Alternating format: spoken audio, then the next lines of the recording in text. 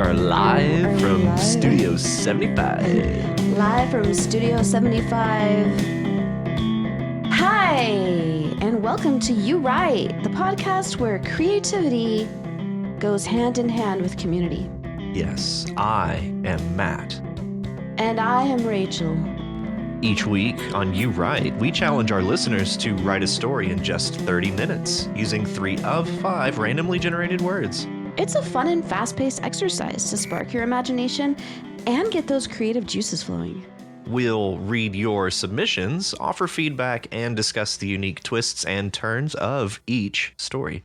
Whether you're an aspiring author or just love a good tale, You Write is your place to explore the endless possibilities of storytelling. So grab a rake, set yourself in front of your peaceful little Zen garden, and let's dive into this week's stories. Remember, the only 2 limits are your imagination and 30 minutes. Like 30 minutes. Let's see what you got. Yeah, let's see it. Yeah. Hey, so I heard something really interesting this morning at work. Tell me. One of my coworkers still gets a newspaper. Okay. Can you believe it? No. Genuinely. They get a newspaper. Oh, wow. That's cute, actually. Yeah. But there was this story that, you know the movie Indiana Jones and the Last Crusade? Of course. Yes. Yeah. The scene where they are literally riding off into the sunset was filmed in Claude, Texas, which is like 30 minutes west of Amarillo. What? Yeah. And apparently, what's his name? Steven Spielberg, that guy. Right. Couldn't be bothered to film the last scene or be the director for the last scene. So this little unknown guy named George Lucas comes out to direct it, and his girlfriend at the time, Linda Ronstadt, were all in Claude, Texas, directing the last scene of Indiana Jones and the Last Crusade. Wow. But why was the last scene only in Claude, Texas? I think because it was so flat. Like it's flat, straight out to the horizon, which we can easily attest to that. Yeah, it is quite flat. They even went to the lengths of like clearing out like all the mesquite and everything, so it was just barren, flat all the way out to the horizon. I think that we should take a day trip to Claude. Apparently there's a Paul Newman movie called HUD.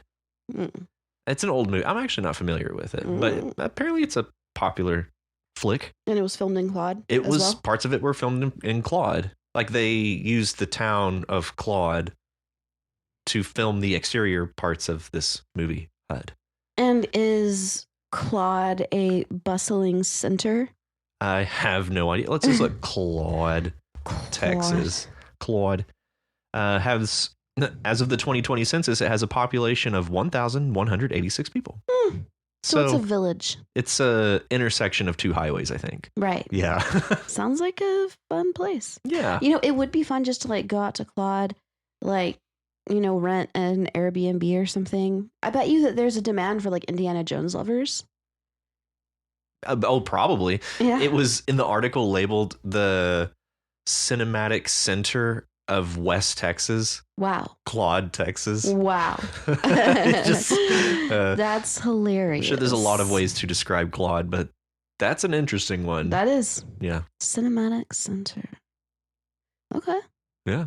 So now we both know that. Now we know. And now our listeners also know. Yes. You're welcome. You're welcome. You're welcome. You're welcome.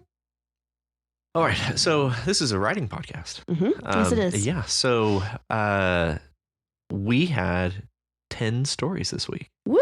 Woo! Yeah. Yeah. Amazing. Love it. Excellent turnout. We've had a very consistent turnout. Yes, we have. We have lots of regs.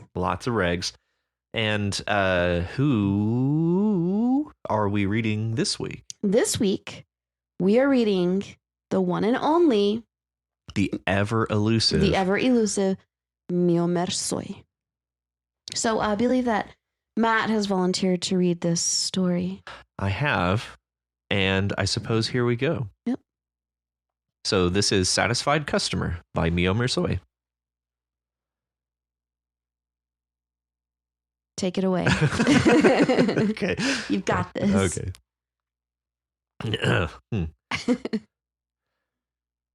My job is considered by many to be silly and inconsequential. I am employed by Crown, the largest agency providing flower arrangements for funeral events. I do not intend to defend the agency, but I believe that I am blessed to grace that great moment between life and death. On this usual morning, I began to carry out an unusual order. Apparently, a wealthy client had lost a close relative and wanted a crown of flowers. It did not seem like a difficult job, but on this occasion the client arrived early and entered my office. Although I do not really have an office, I work outside in the courtyard of the agency. My name is Linda Wilson. I just came to make sure that the job is being done perfectly. The girl's face appeared angelic and transparent. She was the most beautiful woman my eyes had ever seen. In the last 10 years, we have not received a single complaint from a customer, I answered with a certain degree of professionalism, but I assure you that I will put my best effort into this order. The woman sat next to me while I continued to intertwine the flowers with some dried branches that I used to form the structure of the wreath. As the minutes passed, we wove our conversation with increasing confidence, always using respect and professionalism in each of our sentences. At times like these, I sometimes think that I am the most blessed man on earth. It's perfect, she gushed upon seeing my finished work. I told you at the beginning that I would put forth my best effort. She tried to get closer. Is it for someone special? I ventured. Yes, it's for someone very special who loved flowers and loved life, but unfortunately is no longer with us. I wrapped the wreath in a box reserved for special deliveries and then watched her leave with a smile that pulled at my soul. I was the happiest man in the world for the next 20 minutes, until I heard my boss's voice. Are you stupid? How could you have delivered an order without charging for the work? I thought you were going to charge when she left, was the most coherent excuse I could think of. We didn't even see her leave. Do you know how many people come and go in this agency every day? His voice seemed somewhat annoyed. Do you think I'm going to ask all the clients if they've paid the bill? Luckily for me, the order had the woman's address on it. Maybe this wasn't the best reason to show up at her house, but the end justifies the means, and my heart just wanted to see her again. The quickest option was to hire the services of an Uber so I wouldn't have to worry about parking my car when I arrived. The driver was one of those Latin immigrants who don't speak English very fluently. It's a complicated address to get to, but I can do it for $60. In reality, the cost of the crown didn't even cover the total for the ride, but seeing her again was worth it.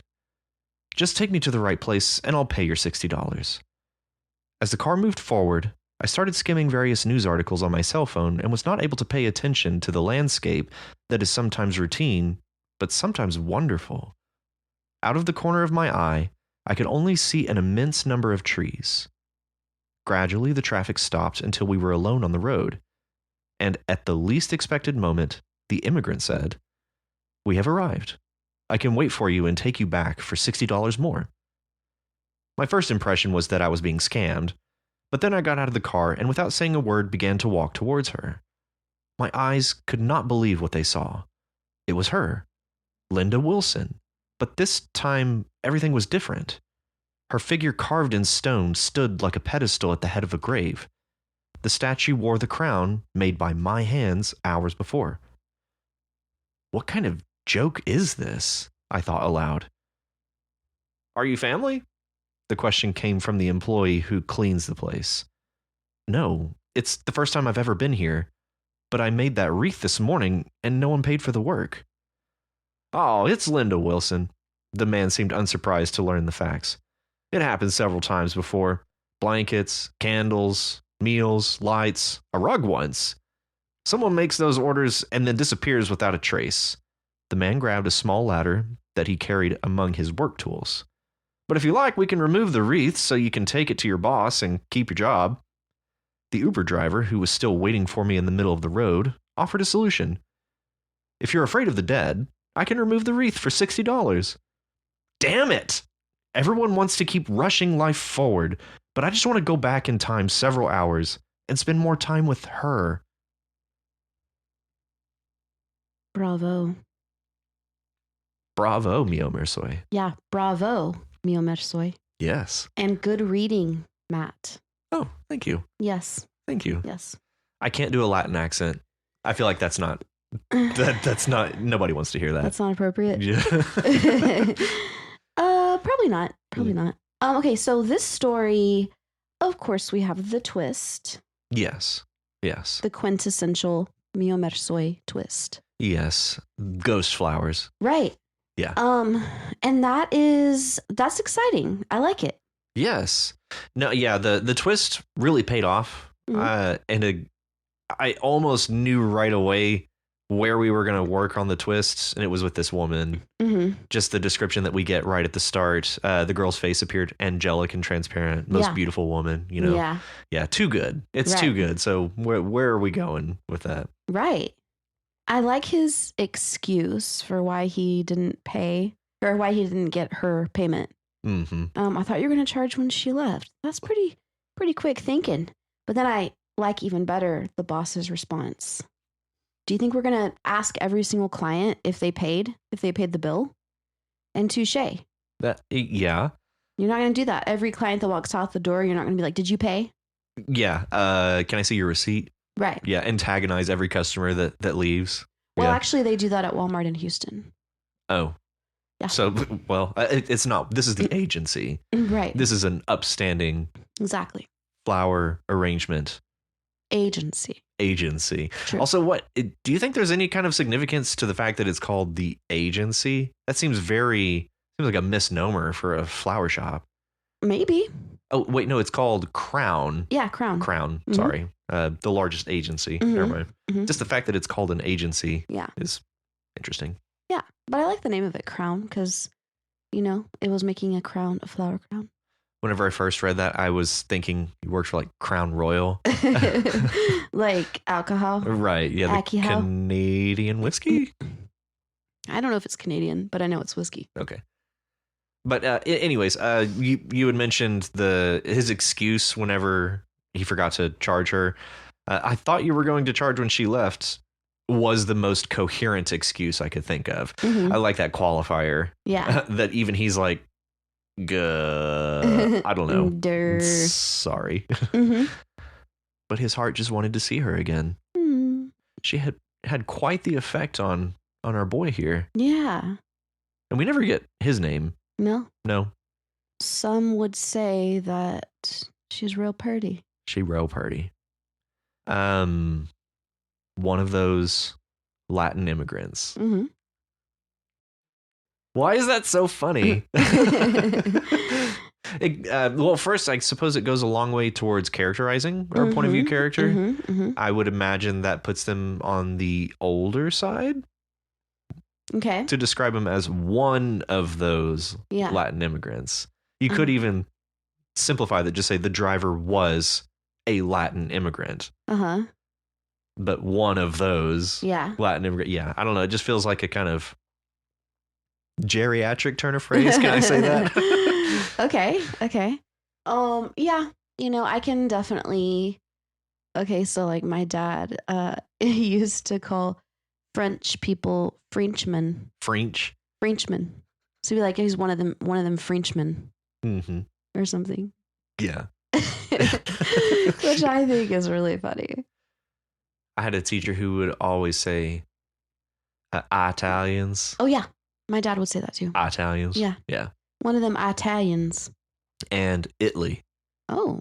Yeah, she called it Italy. Italy with the Italians. Italy's full of Italians. Italy's full of Italians. Yeah. That's funny. I never heard that. Yeah. And I mean, also, I like the way that the Latin immigrant part is just used as a way to kind of paint a more detailed picture of what's going on. And the characterization. Yeah, it's not saying anything neither positive nor negative about Latin immigrants. It's just saying he was a Latin immigrant. One of those Latin immigrants. One of them. Yes, he was one of them. Exactly. Yeah. It almost felt like it was put in for comedic relief. Like it kind of breaks us from the overall flow of the story. That's true. Especially whenever it's the fact that we could refer to this person as so many other things, especially like after the car ride. Yeah. At the end of this paragraph, gradually traffic stopped. We're alone. And at the last expected moment, the immigrants said, "We have arrived." Yes. I have in the comment, it just says, "Lol, what?" Yeah, I do think you're right. That it's like comedic relief because it is funny and it adds something kind of like wryly humorous, you know? Yeah. And all the while characterizing this point of view character. Right. And then we do eventually get to our girl, Linda. Right. She's a statue. She is. She's dead. Linda dead. Linda dead as a doornail. But that statue be rocking that crown. Mm-hmm. Yeah.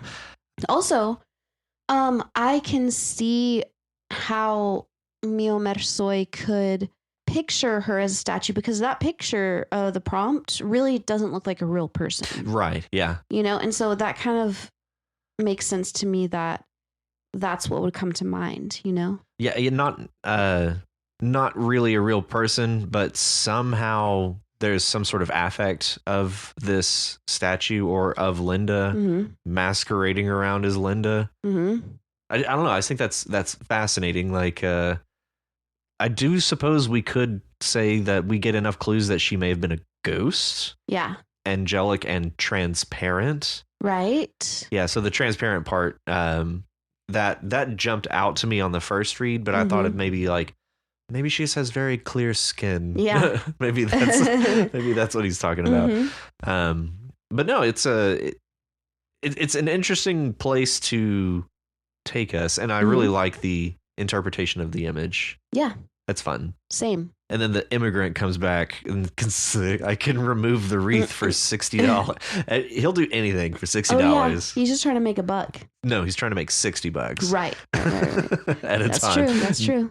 Doesn't get out of bed for anything less than $60. Yeah.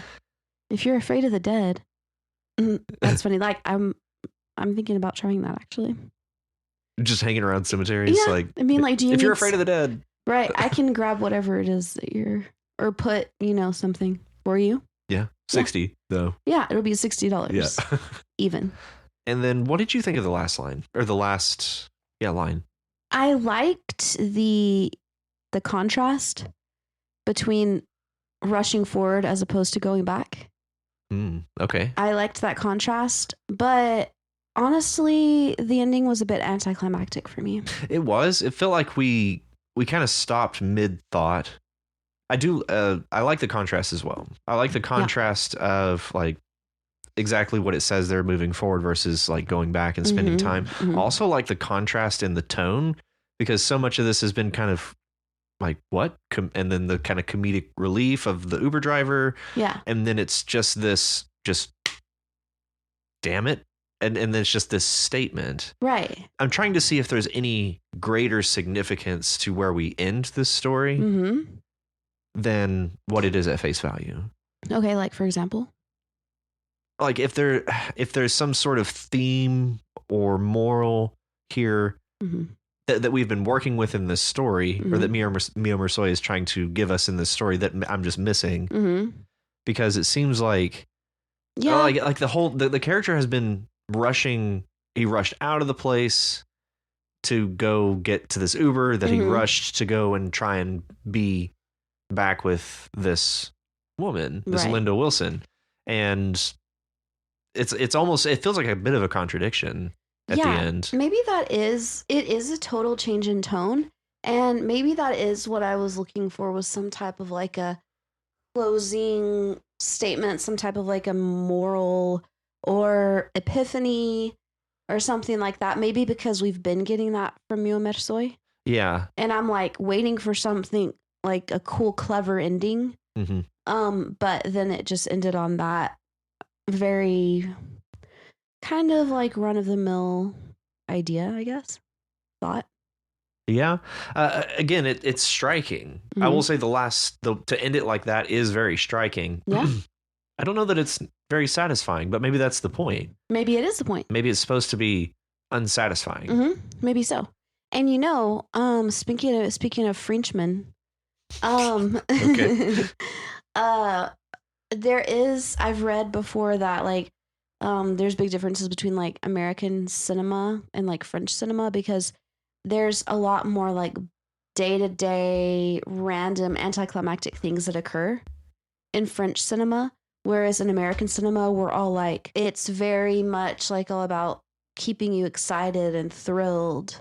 And I guess it's kind of seen as basic by some people, the American cinema style. Oh And the yeah, French cinema yeah. style is going to be like more sophisticated. So if you're looking at it like that, then this could be more sophisticated. Yeah. Yeah, I could draw sophistication from this. I guess I'm curious if that was the intent. Right. I suppose either way, whether it was the intent or not, is what we got out of it. So, yeah, it's not very satisfying. Right. But still very effective. Yeah. We definitely get the ghost and the ghost flowers. We do. That's very clear. We do. We definitely get the character is infatuated with this ghost. Right. Yeah, and we just don't get a terribly satisfying ending. No. So I wonder what direction is this going? Is this going to something like necrophilia? Or, you know? It could, I guess. I don't know. It doesn't strike me as that kind of story, but hey, you never know. Yeah. Also, the guy that said, "Oh yeah, it's Linda Wilson," happened several times. Blankets, candles, meals, lights, a rug once. Just I don't know why. Picturing somebody going out there and like delivering a rug. that just kind of cracked me up. That's kind of funny. That's a funny thought. But yeah. Yeah. What else you got on it? That's all I got. Well, all right. Good job, miomerzoi. Great job, miomerzoi. Keep up the good work. The good work. Yes. And maybe leave some comments. Yeah. Maybe. Well, all right. Yeah. On to our next story. Forwards and upwards. Onwards and upwards. Outwards. Not inwards. Not.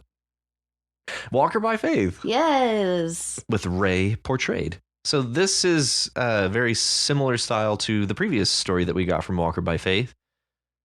It is all narration, or it is all dialogue. Dialogue, yes. Dialogue, it is. Yes. Yeah. Yeah.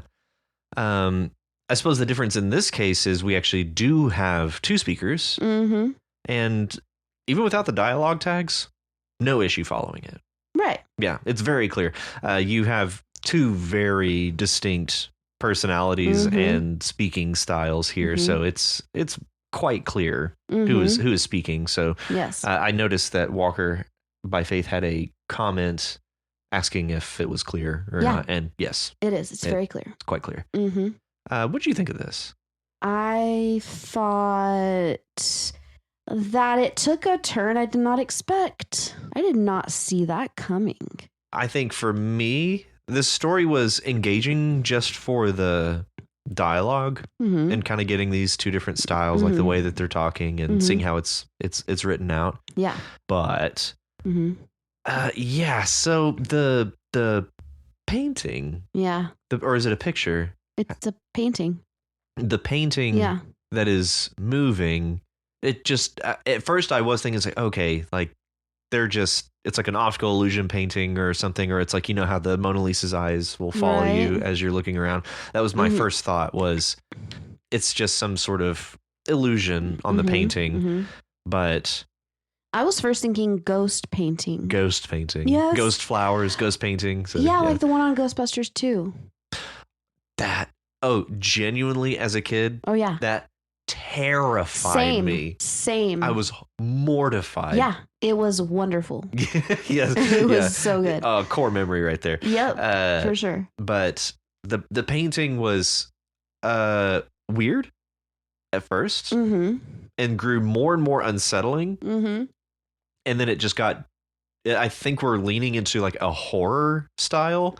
Yeah. For one of our characters, I'll take care of you. You won't have to worry about the painting anymore. I promise. Yeah. That's not ominous. No. And I'm wondering, like, because Max was crying about the adoption. Yeah. Like it wasn't going well. So I'm wondering, is she trying to like kidnap Ray and make her child? Or is she going to harvest Ray's baby, impregnate her? Because we didn't hear anything about Ray being pregnant. But Is Max a male or a female? You know, I don't think that was very clear. Because I got the impression that... Wait. It was... Because we have another character here that... There's two characters we don't see or hear from. Katie and Sam. It sounds like Sam is partner to Max. Yeah, and Katie is a friend, maybe partner to Ray. Sam and Max could both be male or female. It's rather androgynous, yeah. And so either way, Max may want to maybe kidnapping Ray to make her bear a child. A surrogate of sorts. But then I wonder, okay, but then where does the ghost painting come in? Yeah. Like, how is the ghost painting going to impregnate Ray for Max? It's I don't know. A matchmaker from beyond the grave. It's the ghost painting. Yeah. Could be. Yeah, from beyond the veil. Yes. Yeah. I don't know. It's like, what's going on here? But Max is being very convincing by being like, Ray, stop playing around. You're being a weirdo. Ew. Yeah. Stop. You're freaking me out. Right. Whatever you're doing, it's not funny anymore. Yeah. It's like Max is doing a very good acting job. Yeah. And then just straight up takes the mask off for the last paragraph. Because apparently Ray has been drugged. It seems that way, which makes me think that, okay, maybe it's not a ghost painting. Maybe she's hallucinating. Maybe it's some sort of effect from... the sedative. The sedative. Is it a sedative? It's a mild sedative. A mild sedative, yeah. Yeah. So, and also, but it seems that Max injected Ray with the sedative. Do we get any clue as to where that may have happened in the story? You mean where? Yeah, on the second to last paragraph. Max, I've been clean for 3 years now. This is crazy. I've got to go. Max, this is freaking me out too much. Ouch. What was that? Oh, yeah. Ouch. Yeah. There it is. Yeah. It's like a scene from Dexter. Yeah. Unless Max just like slammed some pills into Ray's mouth really hard. She's like, ouch. What's that? Yeah. Oh, yeah. It definitely strikes me as an injection of some kind. Yeah. Like maybe Ray was looking at the painting and Max was just like. Which means that the painting wasn't anything from the sedative that caused the painting to move. Right. Because she wasn't after. sedated yet. So somehow this is both a ghost and a kidnapper. Maybe it's a ghost kidnapper. Well, maybe the ghost is in on the kidnapping. But the ghost painting is an image of Ray. Is it? Yes. It's, oh, look. Hold on, wait. Is this supposed to be me? Max says, and do you see anything familiar about it? And Ray's like, hold on, wait, is this supposed to be me? Max is like, yes. I mean, it was from memory and all, but I really wanted to capture the beauty of your face. It's been a few days since I've read this story. Yeah. So yeah, you're exactly right. It's supposed to be. Wait. So listen, what about this? What if Max wants to kidnap Ray and make her their bride? I feel like Sam, that we haven't met, is in on it with Max. I feel like they're co-conspirators in I have nothing to back that up, but it seems the way Sam was described would be the more forward of the two. It sounds like, as we get the Sam would murk us, I believe was the line. Oh yeah, the murkerous Sam. I think Chilaxin Yak said that, the murkerous Sam. Oh, that's funny. Yeah, see, the funny thing is that I didn't know what murk meant in this context. And I looked it up and it said that it's British slang for murder. Yeah, kill. Yeah, so that's interesting. Yeah, which makes me think, if Sam really is like this and they've been working so hard towards an adoption, it makes me, I really like your interpretation, as maybe Ray is meant to be a surrogate of some kind. Still does nothing to explain the ghost painting, though. Well, that's true. But Max is apparently kind of into Ray. I mean, Max has painted a beautiful picture of Ray. A ghost painting. A ghost painting, yes. So that makes me think that maybe Max wants to get with Ray. Yeah. In which case, this could just be very face value, and that Max has some rather terrible aspirations for Ray. Yeah, maybe that painting is housing a spirit and he wants to put it into Ray. Oh. And that's why he painted Ray, so that the spirit would go into that painting and then later into Ray herself. Oh, okay. I don't know. I don't either. But it's very interesting. This was a very interesting story. Mm-hmm. Not just the style, the format, but the direction that we took this was completely unexpected. I really like the interpretation of the image. I think it's a really clever use because it does kind of come across as like, portrait painting, something you could see like that. In the case of a portrait, it would be heavily stylizing Ray. Right. Unless, maybe and Ray. I'm like, dadgum, because Max says, you're even more beautiful than this portrait. And I'm like, Ray must be hot. Ray's a hottie. Ray's a hottie. And she must wear a lot of makeup. And wears a whole lot of makeup. A whole lot of makeup. But yeah, excellent story. Very unique. Yes. Was not at all where I was expecting it to go. And just generally a great job. Captivating. Captivating through and through. Yep. Good job.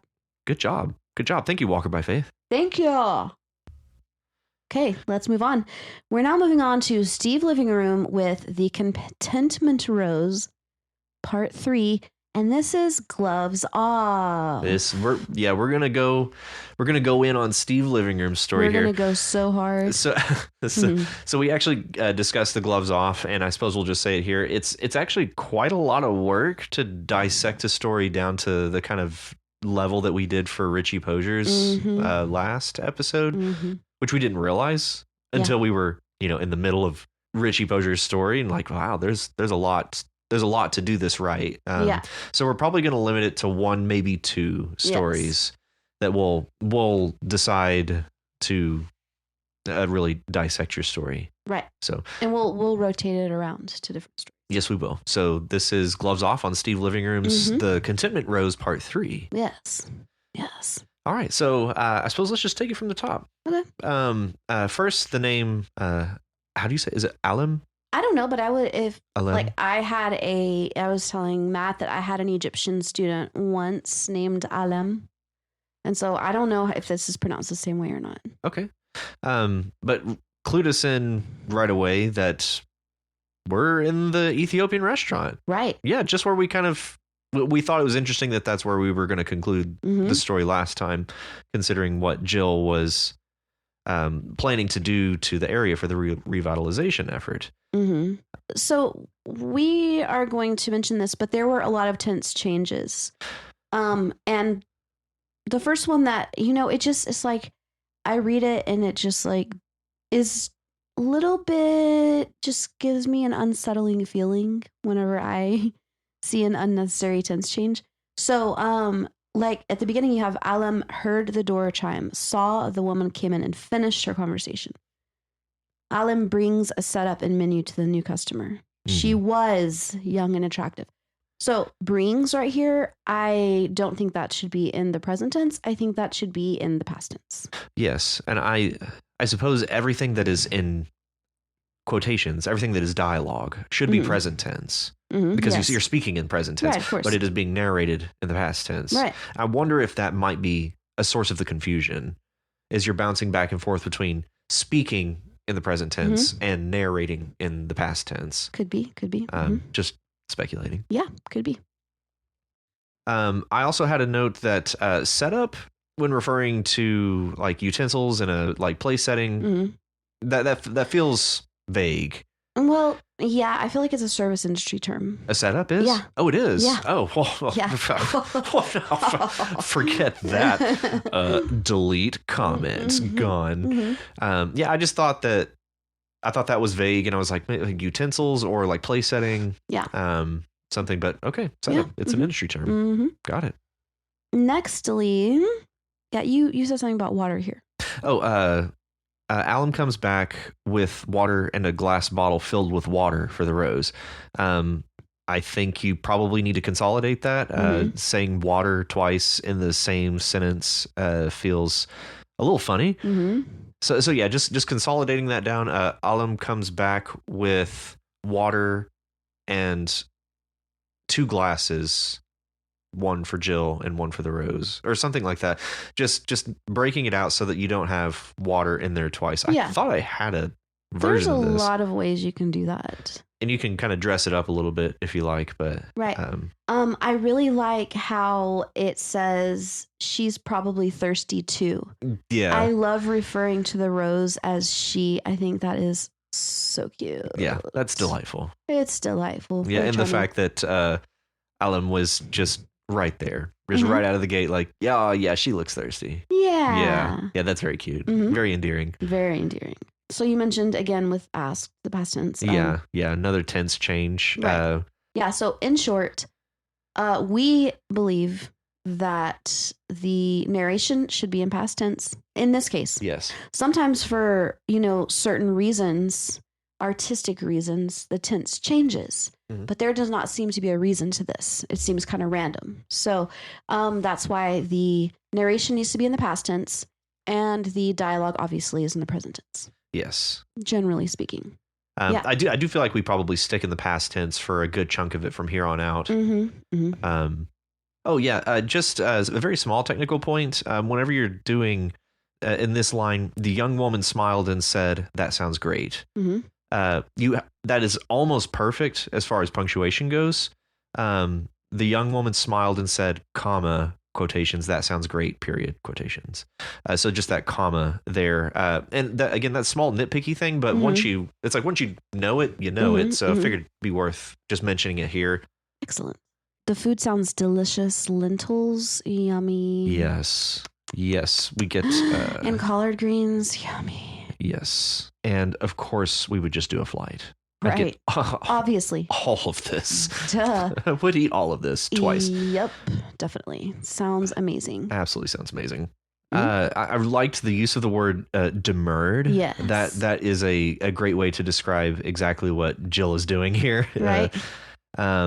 And just in general, I think that the dialogue between Alum and Jill, the congratulations, I'm Alum, what job did you get? I think the name between congratulations and what job did you get feels a little awkward. Maybe that's what struck me the most, I think. And then commercial real estate agent. Well, look at you, so young and professional. How about a coffee ceremony? That all feels fine. Yeah, I think it's just the fact that the name falls in between congratulations and what job did you get. Yeah, that's true. But it honestly sounds like something that I would say, because I sometimes switch direction really fast and am blunt. And so I would definitely say something like that, but Yeah. Yeah, tiny little thing. Yeah. Not a deal breaker by any stretch. No, we're not going to break up with you for that. Okay, so do you know how to eat it? Okay. That kind of makes me laugh. And the follow-up, is that a trick question? Right. That just really worked. I really liked that bit. Yeah. So hold on, I have to sneeze.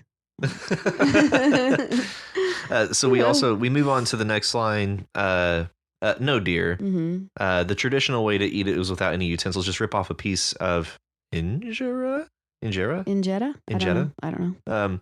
I feel like Alan was a little familiar. It felt like one too many deers describing Jill. Yes, I saw that comment that you wrote. I argue that this is a very common way for many cultures to talk. Okay, fair enough. So I have it immediately reminded me of my South African friend that I used to work with, and she called me dear all the time, but she said it like dia, and she's like dia this, dia that, dia, like even when we first met. Oh, okay. And so I think that's a cultural thing. Ah, well, TIL. Yeah. What does that mean? Today I learned. Oh, awesome. Yeah. Yes. I do think you can interject some of Alum's reactions and narration to clue us into how she's viewing being asked this question of, is that a trick question? I feel like some narration right there to give us some characterization of Alum's reaction to this question. I think that would further endear us towards Alum. Yeah, that's it. Just seemed like a potentially missed opportunity to clue us into this character. Right. So right here on this line where it's like, okay, that sounds fun. Jill did as instructed and tried the lentils. She's swooning over her first bite. I think that, I don't know, that might have been just like a typo, but yes, you marked out she, and that's correct. It should just be like, and tried the lentils, swooning over her first bite. Yeah. Mm-hmm. Yeah. It seemed like it was just a little bit of an oversight. Right. There is a line here. I normally wouldn't get this nitpicky. It's delicious. So good. She took another bit, this time of the collard greens, swooning some more. Uh-huh. I felt like because bit could work. Yeah. I think bite is more appropriate. Okay. Bite's better. Yeah, bite. So yeah, add that little E right there. Right. Also, I felt the Ellum checked on her a couple times, loving the way Jill was enjoying her lunch. Uh-huh. I think it awkward that we refer to Jill as her at first in the sentence, then we get Jill and then back to her. I would say Ellum checked on Jill a couple times, loving the way she was enjoying her lunch. Yeah. I think that was a little awkward. Yeah, I think you're right. So, and then also you marked this, and I agree, swooning some more. This time of the collard greens, swooning some more. Yeah. That sounds very unartistic. Yeah. Unsophisticated. Yeah.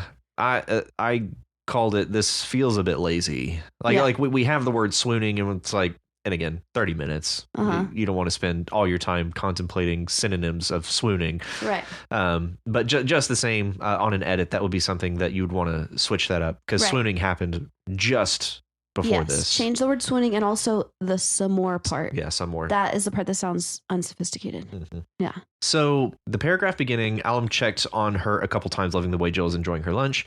I actually think you need to add a paragraph at the end of the sentence. Once done, Ellum cleaned off the table and brought the coffee cart out to her table. Get table twice there in that sentence as well. But at a paragraph break at the end of that sentence, did you know Ethiopia was the birthplace of coffee? Because we're basically starting in on a new topic, right? A new thought. So putting that in that same paragraph with them bringing out the coffee, I think it doesn't quite flow quite right. So add in a paragraph break right there. Okay. Would you agree with that? I don't know. I feel like it could go either way, because I think that the coffee cart out to her table would go together with the next statement. Did you know Ethiopia? But you're starting dialogue there as well. Yeah. And I feel like, I don't know, I feel like it's awkward to hit dialogue mid-paragraph. Okay. So it made sense to me to drop in a paragraph break there. No, I can roll with that. And as far as the story goes, I actually knew the story because, as mentioned before, me and Matt used to work at Starbucks. Yep. And I don't know about you, but I was a coffee master. I was as well. Okay, I was a better one. Whatever. A more masterful one. Yeah. Okay, guess what? I taught coffee seminars weekly. And I was your aide. Yes, you were. Yes. That was so fun. Kim was my aide sometimes too. And so I taught them this story one time about the Ethiopian shepherd and the goats getting all cray-cray with the coffee beans and all that stuff. Yeah.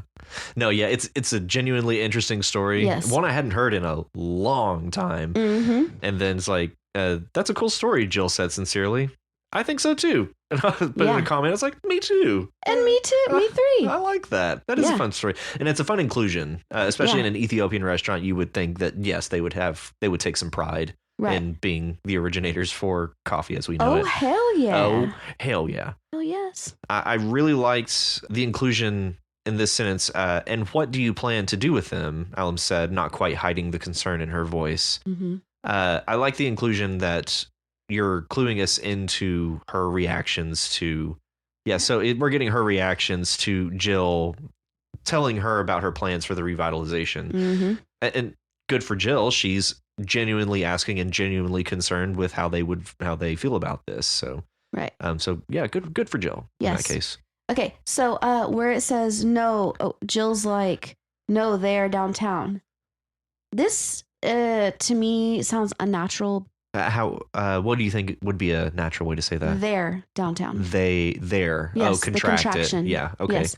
This sounds awkward. Like, I don't remember seeing a real estate officer on here. No, they're downtown. that is a small thing, but it's just a thing that a native speaker would never say. And I assume, based on the characterization so far and everything, that Jill is a native speaker. Yeah. Yeah. And being in dialogue, try to Right. make it sound as natural as possible. Right, exactly. Yeah. Mm-hmm. I was thinking of converting a few of the stories into residential condos. I feel like stories, I don't think I've ever heard to the floor of a building referred to as a story. Like, it's so many stories, but you don't live on the third story. Right. You live on the third floor. Yeah. So it felt awkward. And again, that could be a regional thing as well. Could be. So it sounds awkward to me too, though. It felt awkward, so I thought I'd call it out. Yeah. So I was thinking maybe call it floors. Yeah. You have in that same paragraph, I also wanted to have businesses have the option. I think you should replace that with, I also wanted to give businesses the option. I concur. Have businesses have the option. Give businesses the option. Yeah. Yeah. What if business was good? From a story, like the storyline here. What if business was good? Maybe you could buy a condo. And so what if business was good? It's like, so is this revitalization effort supposed to make business good? Right. Is that the plan? It felt like big words. That's a bold statement, Jill. Right. Like, is that what you're saying your revitalization effort is going to do for this business? It felt like a bold especially statement for a brand new real estate agent. A brand new real estate agent and this new restaurant. Right. It seems a little bit of a fantasy scenario. Yeah. For sure. It's like she's gonna march in and she's just gonna like change the world. Maybe Jill has a messiah complex. Maybe. Yeah. Maybe. And well, I think this may touch on a larger portion of the story, and that ultimately circles us back to this rose. So the rose is left on the table in the planter, and she leaves, and it begins growing roots, and they plant it in the middle of the long empty flower bed. I felt like I wanted some direction there. Where is this flower bed? Yeah. So it's the titular rose. Right. So I want as much detail about this as possible. So where is this garden bed? You describe it as long and empty. Is it out front? Is it in the lobby? Is it on the roof? I was like imagining it in the middle of the tables. Yeah, so a little stage direction there would go a long way, and I feel like because it's the rose, it's very important. So lend it the space on the page. The part business was now going strong in the middle. You said this feels out of place in the paragraph. I agree. It reminds me of in my writing class, we will have paragraphs with one out of place sentence, and they have to find it, one that doesn't fit, and this is one of those sentences. Yeah, so it's this whole paragraph describing the rose and them tending to it, describing the rose. Business was now going strong. Yeah. She took clippings from the planter. Yeah. And also the pronoun reference she is vague because unclear because it says, over the next few months, Jill continued to visit. The rose grew, its roots spread, and new roses spread up. Within a year, the planter was full of identical roses that grew like raspberries. Business was now going strong. She took clippings from the planter. That would imply Jill took clippings. That would imply that Jill is stealing clippings. Yeah. I mean, she did bring the flowers. Well, she did, but did Jill do this actually? Or did Alem do this? Yeah. Yeah, that sentence was out of place for sure. Right. And then the next year, all the business around the scene would be doing really well. I would say a better word for that may be thriving. Yeah. Make it sound more sophisticated. Yeah. Doing really well versus thriving. You can use one word in place of three. Right. And of course, so were the roses. Yeah. So third to last paragraph ends on, it's really going to work, I think. And I just put good for them. I do think it is interesting, however, that we gloss over any of the potential conflicts that could have been set up, or that we kind of set up at the start of the story of this revitalization effort of this commercial real estate space, and that our character is working in. There could have been a lot of growing pains and just very small nitpicky issues with this whole process. We just gloss right over that. We move right to it's going to work, I think. Right. And even like employees have consolidated their funds to live together in this building. It's just it feels too good. Yeah, it's like a fairy tale ending. Happy ever after. Pollyanna. Yeah. I guess my question is that the point? It's going too well. So that's the complication. It's going too well. Right. If that's not the intent, then we need to figure out how to have conflict in this story, because currently there's no conflict. Yeah. It feels like sunshine and puppies. Yeah. Which is fine. I love sunshine. Kittens. And I love puppies. I love kittens. But in order to keep us engaged, we need to complicate this a little bit. Yeah. So if the Rose of Contentment is our protagonist, what could be antagonistic to the Rose of Contentment? Right. I mean, obviously like a bulldozer. Like, that would be antagonistic. Where's the thorn on this rose? Yeah. It's starting to feel like a glamour. Like it's like lulling people into contentment, maybe. Right. And maybe that could be the conflict. Everybody's too content. Oh, could be. There is a place for discontent. Yes. And they're complacent. Yeah. So maybe that's what we're setting up here. But I just thought it was interesting that we moved right past all of the potential conflicts that we could have created in the story. I think some conflict, a little conflict goes a long way. Yeah. We need a villain. Yeah. It could be anything. It could be an internal thing, could be a person, could be an animal. It could. Yeah. An animal that eats roses. Right. Maybe my kitten, she has destroyed many of the plants in my house. And it's really cute. Did you tell her no? Yeah, I said, no, ma'am. No, ma'am. No, ma'am. All that to say, Steve, I continue to like this direction for your stories. This Rose of Contentment, I like that we're following it around. However, now that it has literally planted roots, where are we going with it? Right. Is more just amazing magical stuff going to happen? Yeah, are they going to remain content? Right, and to things the are just end going of to their get days? better and better and better. Yeah. Who knows? Yeah. Okay. All right. Thank you, Steve. Thank you, Steve. Thank you for the thank story. you for allowing us to go gloves off. Yes. And let us know if you have any questions. Do we want to send like a typed copy of what we marked up here? Yeah. Yeah, we could do that. Yeah, let's do it. It'd be simple enough. So you can kind of see what we're yakking on about. Exactly. And speaking of yaks, yakety yak, chillaxin yak, with Egon. This is also a continuation, and now we have, I believe, for the first time, Kirsten. This is a new character. Yeah, a new character. Yes. So I have a quick comment on this. We're not going to go through this like we just did with Steve's. But I would like to say that where you have her laugh would fill the room and she'd always lean in close when talking to you. It made one feel important. That sounds weird to me. It made one feel important. Yes. Yeah. So I think that it should be something like her laugh would fill the room and she'd always lean in close when talking to you, like you were important or something like that. Or it could make you feel important. Or you could even just say, since this isn't first person, it made me feel important. Like I was important. Yeah. Yeah. Or talking to you like I was important. That wouldn't work. I still say when talking to you like you were important. Yeah. Or something like that. It made one feel important. It sounds weird. But anyway, moving on. Yes. I was not aware that this was going to be a continuation of the stories that we have come to love so much. Oh, is that right? That's right. It felt similar, but it wasn't until we get a mention of Plum Island. Yeah.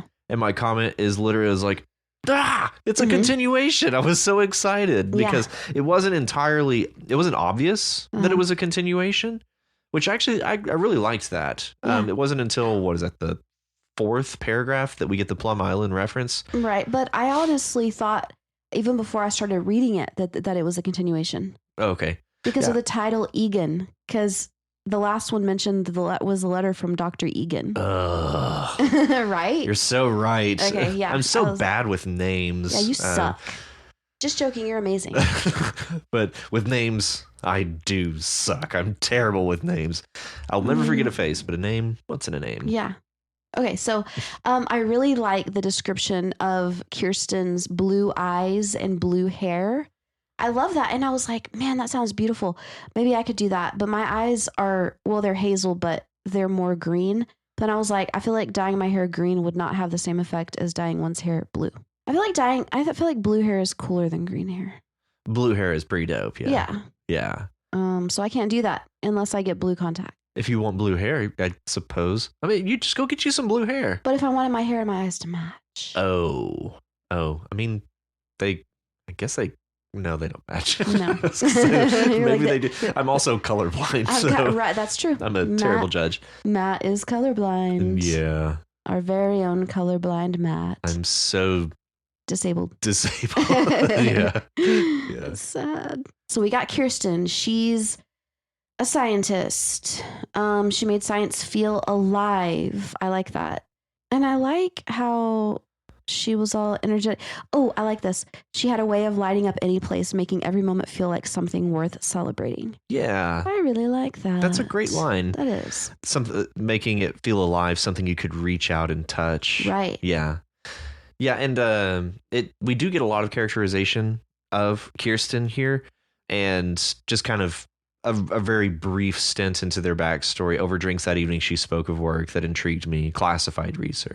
Mm-hmm. It's just a good, well-rounded paragraph, kind of lining out who Kirsten is and who our point of view character, what's his name? Rook? Oh, yeah, Rook. Yeah. So this interaction between Kirsten and Rook, and how it sounds like Rook became aware of what was going on at Plum Island. Yeah. And do we know if Rook is a skinwalker at this point? We don't know, but we think so. Maybe. Okay. Because he lives in Skinwalker Valley, or whatever it's called. Yeah, but I feel like, I don't know why, I keep thinking that Rook may have been turned into a skinwalker. Mm-hmm. I don't think I have anything to strictly back that up, but anyways, yeah. Then we move into this scene right between these two creatures. Yes. Which was intense. Yes. Very descriptive. Yes. And I thought very well done. I did too. And you know what though? Whenever it said, then we were talking about the monster. Oh yeah, the kind of devil. It had horns and the legs. Yeah, exactly. Goat's legs. And it reminded me of that, what is that animal called that's in like Australia? That's like a bat, but it's huge. Nope, not a wombat. Those are adorable. Those are cute. Those look like Ewoks. No, I don't know. Okay. Well, can you look it up while I'm talking? Devil bat. Hammerhead bat. Really? Yeah. Yeah, I think that's what I'm talking about. Or a ghost bat? No, hold on. It might be a ghost bat.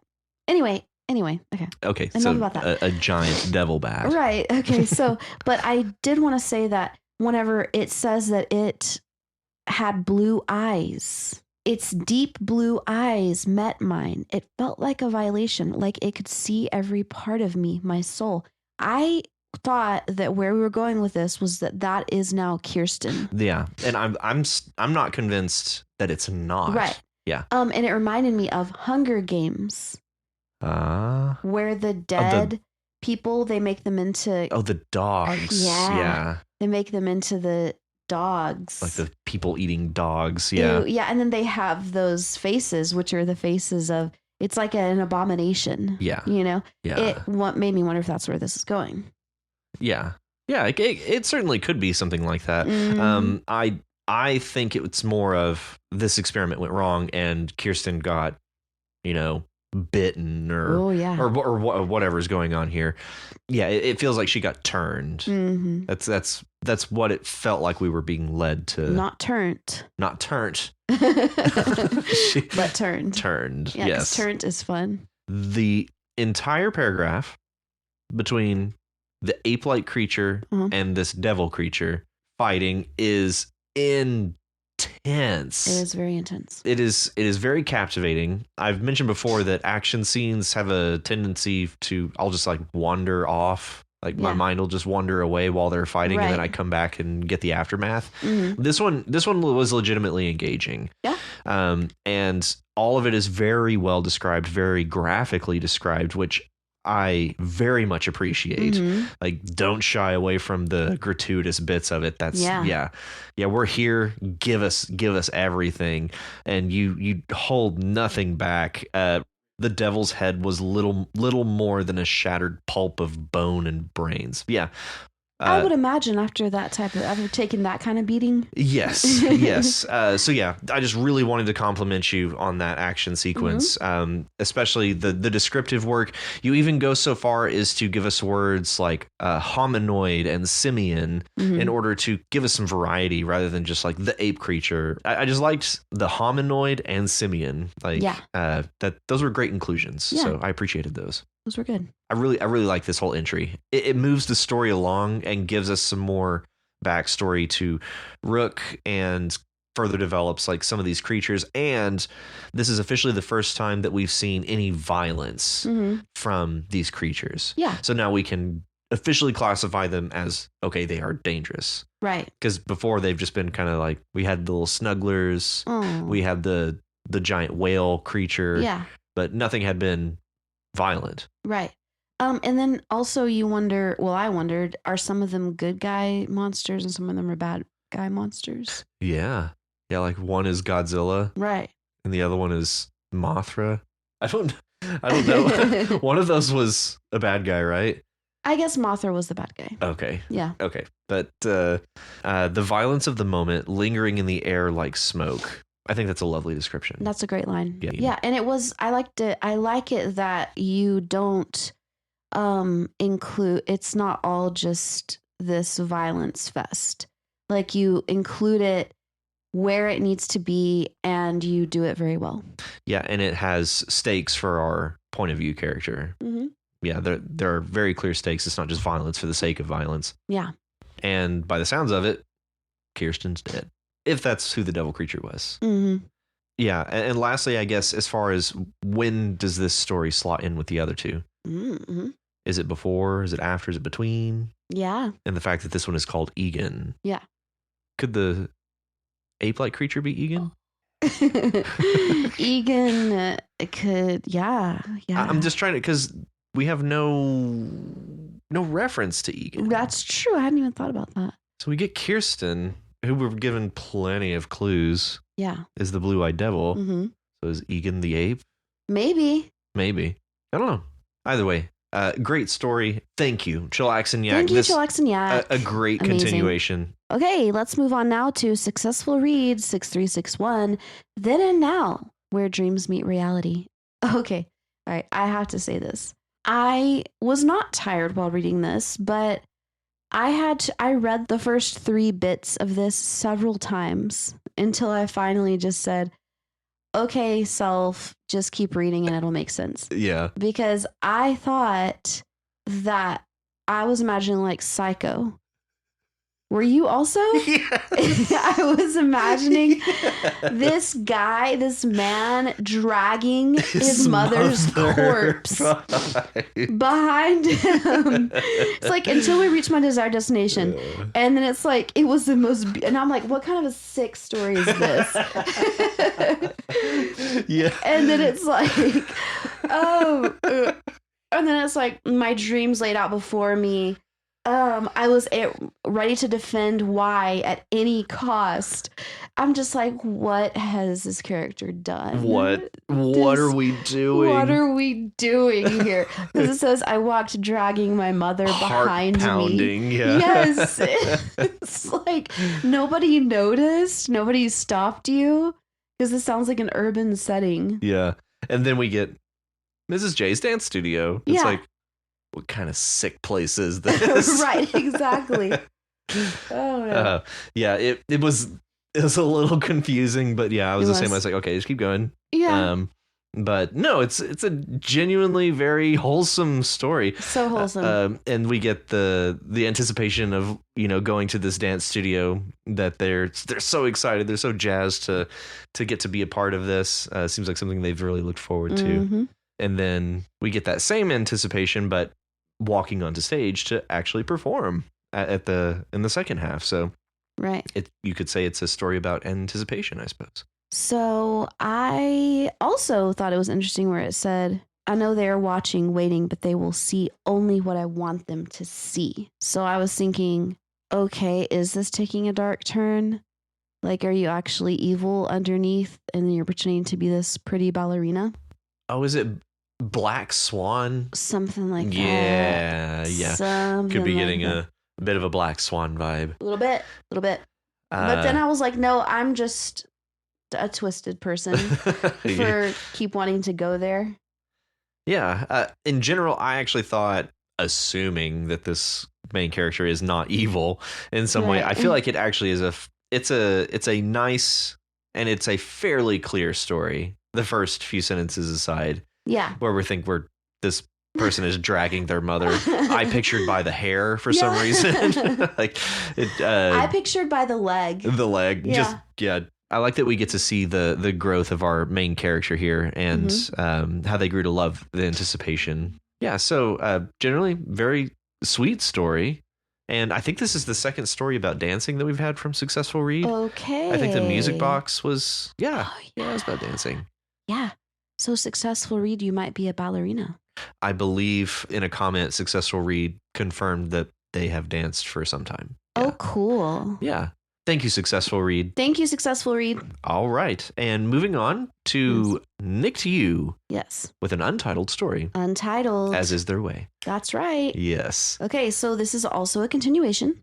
So I don't know why, but I didn't realize that the point of view character was female. You didn't either? Okay.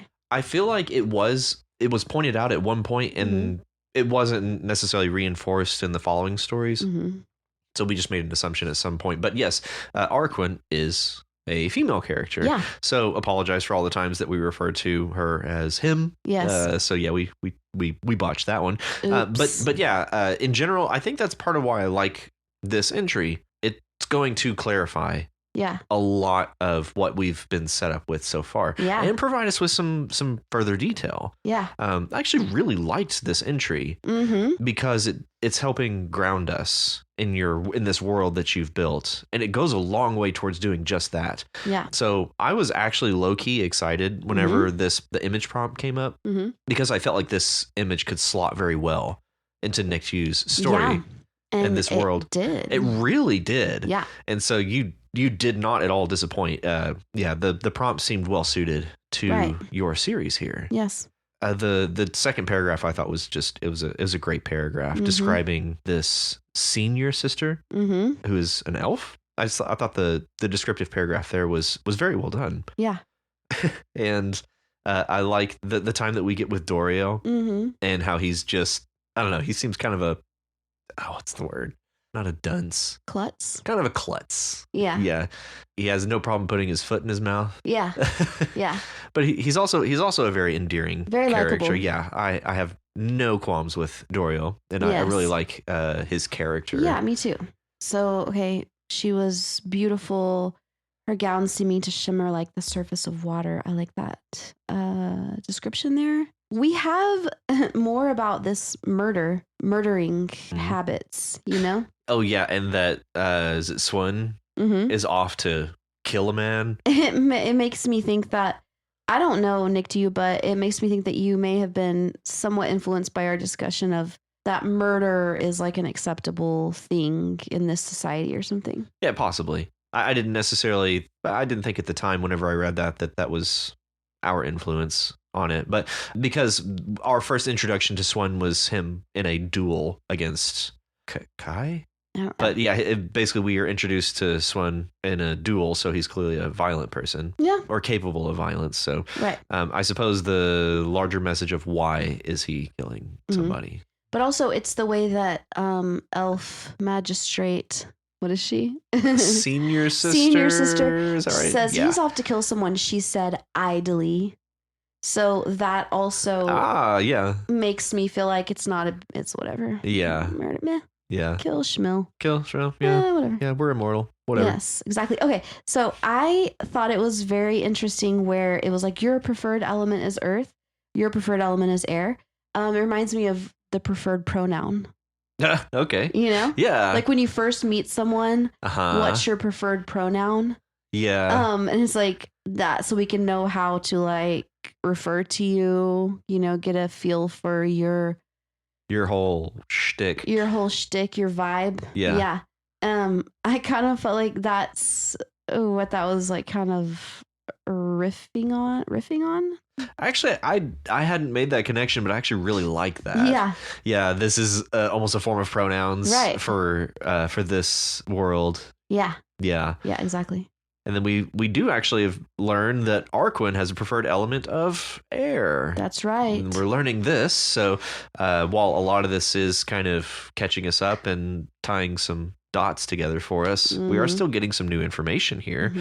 And we go further towards clarifying the differences between Doriel and Arquin in this at the end of this. But we get Arquin's reactions to their trip to this village and basically just kind of laying it all on the table, what's going on in Arquin's head. It is a place that's like seems too perfect. Yeah. Not enough murders going on. And also this kind of like struck me, but I like how drink is referred to as innocuous. Yeah. That makes me feel validated for whenever I drink alcohol. Yep. It's innocuous. Oh, we do get the name for the senior sister. Her name is Jasmine. Jasmine. I just really like the whole interaction between the senior sister and Arquin. I feel like it's a very mentor-mentee type of like you get that very clearly, despite the fact that we've never even met Jasmine until this story. You very well characterize her as kind of an authoritative figure, and that Arquin really wants her respect. Yeah, but you know what I was picking up on even more than that? Little tension. Sexual tension. Some sexual tension. Possibly. Yes. That's really what stood out to me. Yeah, that they do seem to be flirting, behaving rather familiar with each other. Yes. And I really like the end of this it's a little comic relief, I suppose, but whenever she pushes Doriel out a window. Yeah, exactly. Yeah, that was nice. Yeah, that was so good. And I really also liked, I breathed a sigh of relief. His head was too dense to crack from the fall. Yeah, so I'm thinking, okay, well, maybe she didn't murder him. Yeah, I think it was meant to be more comedic than anything. It also goes to characterize Jasmine as maybe a bit harsh. Right. So based on it's like, you're not gonna bless me. You're not gonna bless me too, and then just smiles at him, pushes him out a window. So, and then we also because awkward. Ew, Doriel, like, are you not going to bless me? It's like, fuck you, actually, for being that forward. And then actually just push him out the window. Yeah, he deserved it. Yeah, still a very accessible character, Doriel. So we can all at least relate to somebody like that, and if nothing else, we can appreciate Doriel for the role that he is playing in this story. Nick, I really did like this story. I really like you kind of consolidating all the information that you've given us so far and continuing to present us with new characters like Jasmine and rooting these relationships. Like it didn't dawn on me the story with Swin in the fight. I think the junior sister is Arquin. At the end of that story, I think that's this character. So I think we're kind of tying all these threads together, and we're starting to see their relationships. Right. So this story goes a long way towards structuring us inside your world. So thank you very much. Thank you. Lovely.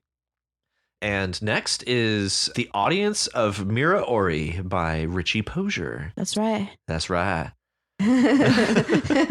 That's right. So I did a quick cursory Google search, and I came up with bupkis for miomerzoi. I was just curious if that was something that's in the world, but I couldn't come up with anything. Is that not like? Oh, you mean? But that's the name of the goddess. Yes. Yeah. But you're like, where did it come from? Yeah. I think that could be Latin. My first thought when I said miomerzoi was Rita Ora. But in Latin, that means, or miomerzoi means wonderful ears. Oh. But in Romanian, it means wonder times. Wonder times? Okay. Yes. So, I don't know. I got nothing. Just like, Maybe we're not meant to know. Maybe not. Yeah. Maybe not. But this story is hopeless. It is.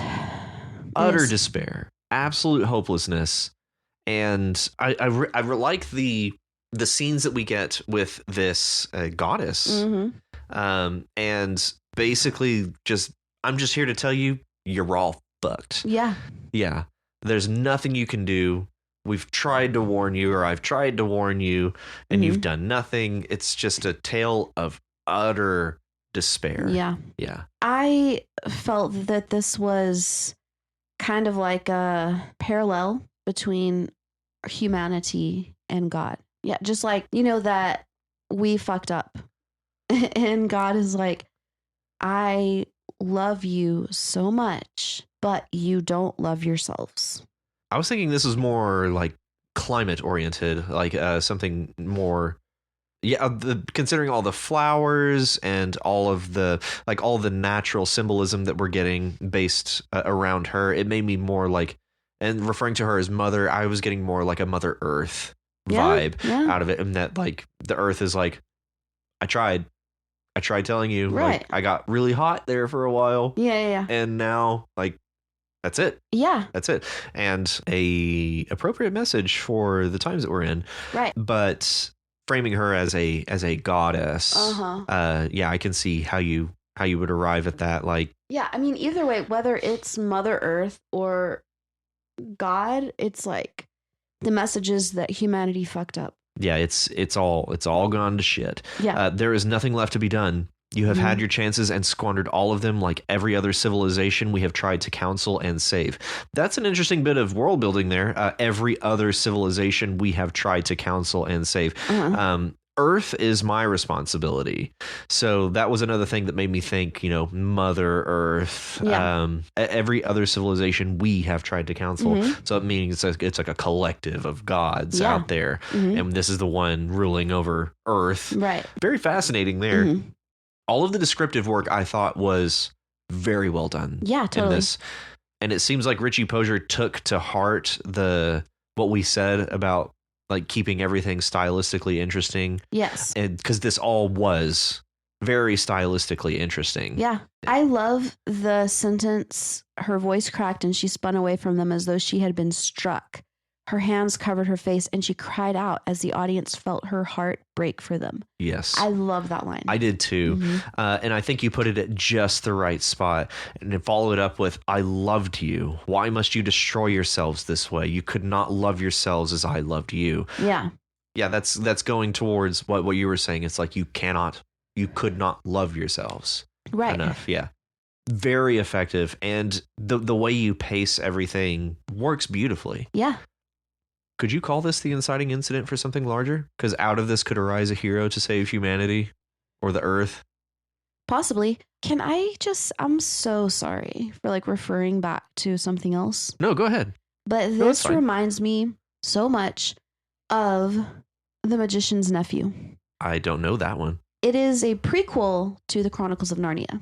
And in The Magician's Nephew, the two little kids, they go back and they're neighbors, a little boy and a little girl, and they find a portal where they go to the world between worlds.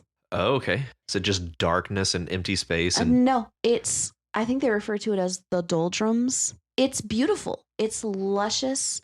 There's plants growing. It's very relaxing, but it's almost like a drug. It's like euphoria. So you go there and you just get so comfy and so sleepy. and you could sleep forever. But then you choose a world to go into, and the world that they choose to go into, it has been abandoned or destroyed. Okay. And you can see all the ruins of the kingdoms that were there. And they're just like wandering around, and they unleash the White Witch. Okay. Who's the bad guy in Chronicles of Narnia. Right. It reminds me of this a lot. It almost makes me think that would be like a prequel to that prequel. It's like, how did that world get destroyed? Oh, I see. I see. Yeah. And having this goddess come and be like, you fucked up, I'm out. That's interesting. Yeah, I do think that despite the hopeless nature of this, I do think that there is room to grow something very special from this. Yeah, totally. This could be a great hook for something larger. Because this hooks you. It's described very well. It's very intriguing. So yeah, there's some cool places that you could take an idea like this and really build off of it. For sure. Yeah, because out of hopelessness and despair, what's left but somebody to save the day? Right. Or not. Could still be tragic. Thank you, Richie. Very interesting. Yeah, very interesting story. Very, very well described story. Quite. And next, we've got Nathaniel McLean with Gwen Gone. Gwen Gone. Yeah, so it feels like we got a conclusion to John and Gwen. Yes. What did you think of this? I really liked the twist. You did? Yeah. Yeah. I did. Yeah, not at all expected for that. There were a lot of unexpected twists. Yes. In this episode. Yeah. I do really like how we're setting up the twist. Like he goes and reaches for his axe and it's just gone. This heartbeat that he's hearing, the sound something like a heartbeat bum bum. I try to focus on the badge. But also the way that you write out these heartbeats that you interject in the middle of this paragraph here, the way that you notated that worked perfectly. I literally started reading faster because of the way that you notated it. You've really gone and achieved what I think you wanted to, what you set out to do with those heartbeats. Yes. And really keep the pacing up and moving, and it just continuously moves forward faster and faster. Yeah. That actually worked very well. Okay, so Nathaniel has agreed to gloves off. So we're not going to go through this like we did with Steve's. I think, Nathaniel, that you need to work on your run-on sentences. There's a way to make things seem frantic and urgent while also not having such egregious run-on sentences. So the first sentence, after crunch, I land on the runner, crushing his diaphragm with my knees. This seems to subdue him for good as I hear the faint whisper. So think about how you would read this. Would you say, I land on the runner, crushing his diaphragm with my knees. This seems to subdue him for good.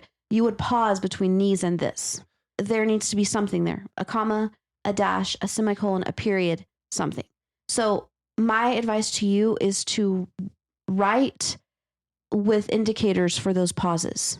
Yeah. Try reading it out loud. Right. And where you out loud pause, there's probably a need for punctuation there. Yes, exactly. Yeah. It helps us, the readers, to understand what you're trying to get across. Yeah. It also just helps keep it sound natural. Exactly. Unlike me right now, I can't sound. You sound very unnatural right now, Matt. I feel unnatural right now. There's a point at I don't dare look back because that might be just the thing that slows me down from reaching the end and makes me vulnerable. I actually think that needs to be included in the previous paragraph because of the way that we're rushing through all of this. Putting a break right there kind of detracts from the I don't dare look back idea. So in most cases, I'm all for breaking up these big blocks of text. But in that case, I actually do think the bigger block of text makes sense. It's all the same thought. It's all carrying one into the next, into the next, into the next. And I think keeping it in the same paragraph will lend you the speed that you want the reader to get through that. And what you're kind of implying this race to this realization, this twist. Right. And then lastly, at the end of that paragraph, smack, something hits me over the head and knocks me out cold. Or so I thought. from a first-person perspective, I don't know that I can really come to terms with the idea that our point of view character would know that they were knocked out cold, or so they thought. Right. I don't know why that struck me as odd, but considering the twist, I'm willing to just let it go. Yeah, it's like, okay, I can see that happening like in a dream where you're like, oh, I just got knocked out cold. Yeah. But you actually didn't. But if you really got knocked out cold, you wouldn't have the thought I got knocked out cold. Right. Yeah. You would just have oblivion. And then blank page. Yeah. That's right. Trust me, I know. Rachel would know. Oh, I know. She knows. I do think that the beeping sound that we learn is the heart monitor. I think that's a nice transition considering the bums that we get before it. Yes. I thought that was a nice transition and keeping us in the hospital. I also thought that keeping the nurses station as a kind of anchor point between what came before and everything following this twist. I like those two things as kind of anchors for us to keep us from just swimming through wherever we are after this twist. Yes. So we're very clearly still in a hospital. So I thought that was well handled. Yeah. Where you say, I begin to see spots. Is this the light from the nurse station? I only see spots now, then slowly figures start to appear. I begin to panic. I think you should change the word begin here because it's a bit redundant. You could just say, I panic. Yeah. Yeah, that actually has better emphasis. Yeah. Yeah, and then we learn that it's his mother staring at him in the hospital. We go on to learn that he and his sister, Gwen, were in a car accident 8 months ago, and he had severe head trauma and went into a coma shortly after. So that certainly explains a lot. And to continue, Anne, one of his nurses, has been reading a nasty book about zombies or something. Nasty book. But again, going further to explain what we've been reading so far. And lastly, we end on the information that Gwen died on impact in the car crash. Yeah. And we end on, I'm so sorry, John. Yeah, I feel like that was a really good ending. It is a good ending, and that's a great way to wrap us up wrap up this tragedy. Right. This is the 5th story for this series. For an ending like this, part of me wants to call this ending it cheapens what we've read before it in a way. Because it's sort of like waking up and it was all a dream. So in this case, I don't think that that's the case. Because I feel like a lot of the complaints that you could get for a story just saying, oh, no, it was all a dream, or oh, it was all in his head, or he wakes up and he's in the Matrix, whatever. Anytime that happens, it's easy to say that it cheapens it because it didn't actually happen. Right. In this case, I think that it just goes towards characterizing John and this moment whenever he wakes up and cluing us into how strongly he feels about Gwen. One. However, the zombie parts, that was a critical, pivotal part of what we were reading before, and it was giving us a lot of intrigue and a lot of detail into the story. And now we just you're being read a zombie book. Yeah, something that I think would be cool would be if at the very end it's like John noticed something that again brings back the question of, was the zombie thing real? Right. Like John noticed he had like a weird cough that he couldn't explain, or he noticed like part of his flesh was rotting or something, We could jump into the future some distance and be like, in physical therapy, John could run especially fast. Right. Yeah. Or you could have like one of the nurses who was in there kind of just like look at John and like wink or something creepy. Yeah. That makes you think something is wrong. But yeah, in general, I think this is a great and strong entry to the series. Goes a long way towards clarifying a lot of questions that we had. Right. I do think that the zombie aspect of your story may have suffered a little bit from this, but certainly not anything that is irreparable. Yeah, no. Good job. Good job. Thank you, Nathaniel. Thank you, Nathaniel. All right, now we're going to move on to Mexican with Garden. Garden. Yes. I really like this. I do too. And I'm not only saying that because Kim is my friend. Yes, and I'm also not saying it because she's my wife. Yeah. I genuinely really liked the direction this went. Really fucking liked this so much. It is not at all a direction I was expecting, but it slots beautifully. It does. With everything that's come before it. So well. I love the sarcasm. I don't know how to say this. I would like for Kim to tell me, but actually, because I live with Kim. Right. She told you? So chiquetzal. What about the other one though? What about patecatl? Really? Yeah. Patecatl? Okay. I like the sarcasm with, is patecatl going to show up at my next doctor's appointment? Yeah. Yeah, and that even without any information on who patecatl is, you just assume he's like the healing god or something. Yeah, exactly. And yeah. I went and looked it up and yep, exactly what you would think. God, yep. So you give us just the right context clues for all of this, and also for Xochiquetzal. We get, well, I've heard of you, and after Cholotl visit in the cemetery, it would only make sense that you would appear in my garden, cluing into who Xochiquetzal is.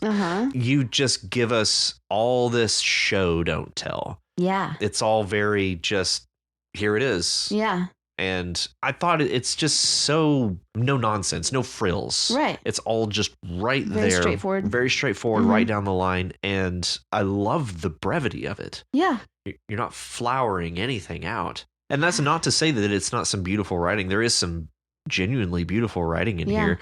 A dark-skinned woman with almond eyes that bore through me. Gorgeous is an understatement, but I don't have any other words. Yeah, I wanted to mention that I really like that interpretation of this flower woman image, how it is in Kim's story, she's dark-skinned. I really like that. Yeah. And it reminds me of just how like different people in different parts of the world will picture God as being like a different color. Yeah. You know, or Santa. Yeah. You know? And so I really like that. No, I do too. And actually I didn't immediately pick up on the fact that there she was, a dark-skinned woman with almond eyes. I didn't immediately pick up on that this was the image prompt. It wasn't until much later that I realized that, that she's referring to Xochiquetzal is this image. And so it never dawned on me that, she transitioned it to a dark-skinned woman. I picked up on that immediately. Good for you. Thank you. Very, very happy for you. Thank you so much. And your awareness. Picking up abilities. You're picking up abilities. Thank you.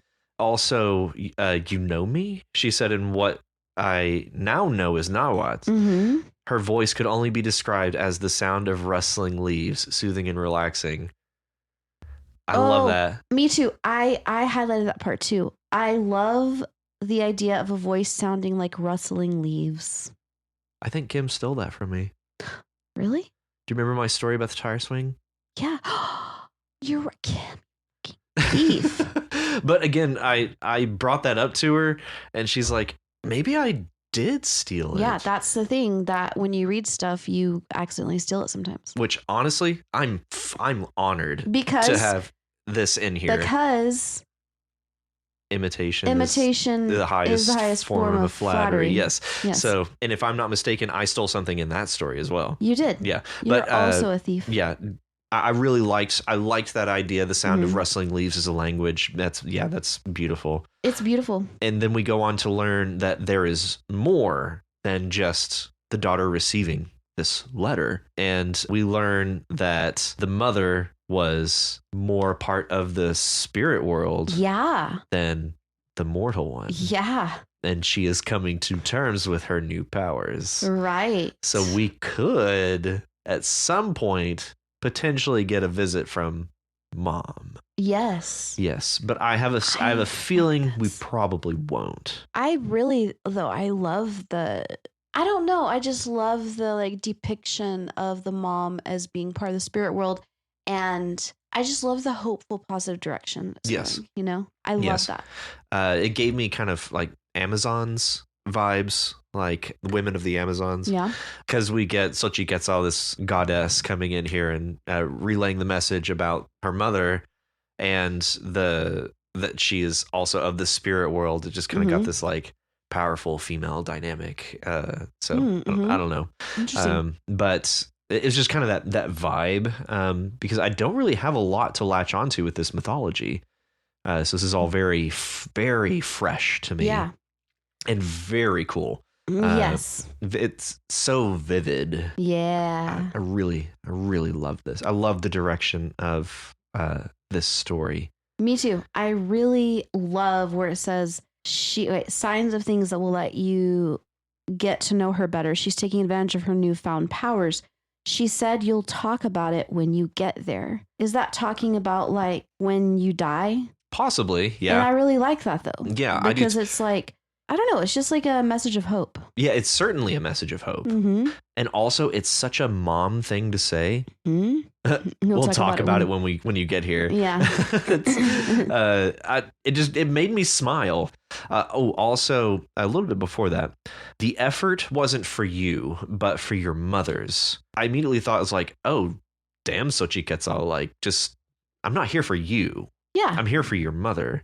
Right. I really liked that distinction that this visit is not for the daughter. Right. It's on behalf of the mother. Yeah, because the mother is one of them. Right. Mm-hmm. Yeah. And just that clarification that we get from Sochi Quetzal saying, this isn't about you. Right. This is about your mom. Yeah. I loved that. I like that too. I like the bluntness and the directness. Yeah. And it subverts that kind of chosen one expectation that you have from a story where you're visited by gods. Yeah. It's like, no, you're not the chosen one. Your mom is the special one. Yes. We're just, trying to help her out. And it's this great subversion of expectations. Yes. I really like that. Yeah. I really like that because it's usually like, so much of our stories are about you being what it's all about, like the center of everything. Yes. But this is very much like, no, I'm just, progeny of a spirit goddess. Right. Yeah. Loved that. Loved it.